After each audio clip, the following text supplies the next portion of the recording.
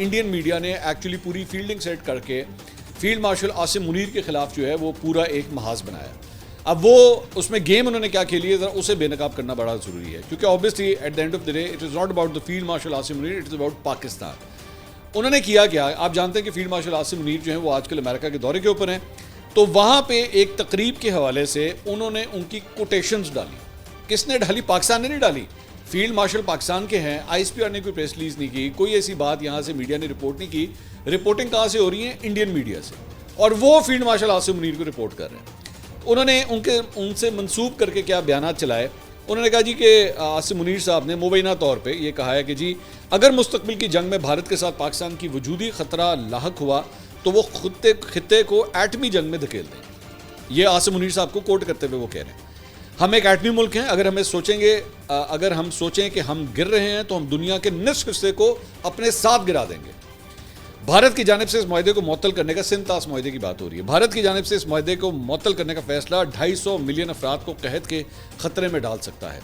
ہم بھارت کے ڈیم بنانے کا انتظار کریں گے اور جب وہ بنائے گا پھر 10 میزائلوں سے ہم اسے تباہ کر دیں گے. یعنی کہ ہم ڈیم جو ہے وہ 10 میزائل مار کے ہم اسے تباہ کر دیں گے. دریائے سندھ بھارت کے خاندان کی ملکیت نہیں ہے, ہمیں میزائلوں کی کمی نہیں ہے. الحمدللہ بھارتیوں کو اپنی ہلاکتیں تسلیم کرنی چاہیے. اسپورٹس مین اسپرٹ کی یہی خوبی ہے. ہم بھارت کے مشرقی حصے میں شروع کریں گے جہاں ان کے قیمتی وسائل ہیں, پھر مغرب کی طرف بڑھیں گے. میں ایک سادہ مثال دوں گا. بھارت ایک چمکدار مرسیڈیز, اچھا یہ بڑی انٹرسٹنگ لائن ہے جو کوٹ کی گئی ہے.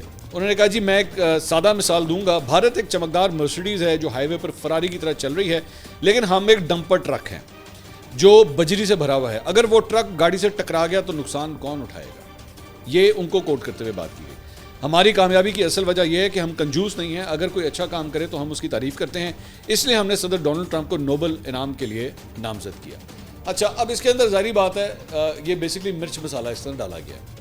ایسی کوئی کوٹیشن عاصم منیر صاحب کے حوالے سے کہیں سے اگر آئے گی, پہلی بات تو یہ کہ میری اطلاعات کے مطابق جو فنکشن ہوا اس کے اندر نہ موبائل فون الاؤڈ تھے, نہ ویڈیو کیمرہ الاؤڈ تھا, نہ نوٹس لینے کی اجازت تھی.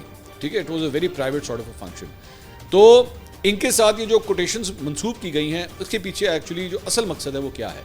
یہ جو اس میں بات کی گئی ہے نا کہ جی اگر ہماری جنگ ہوئی اور ہم ایک ایٹمی ملک ہیں اور اگر ہم گرے تو دنیا کے آدھی دنیا کو ہم ساتھ لے کے گریں گے. بیسکلی اس کا مقصد صرف یہ تھا کہ عاصم منیر صاحب کا ایک ایسا امیج کریٹ کیا جائے, یا پاکستان کا, میں دوبارہ یہ کہوں گا کہ پاکستان کا ایک ایسا امیج کریٹ کیا جائے کہ جناب یہ ایک انمیچور اور خطرناک ایٹمی ملک ہے اور اس کے ایٹمی اثاثے جو ہے نا وہ پوری دنیا کے لیے خطرہ ہے.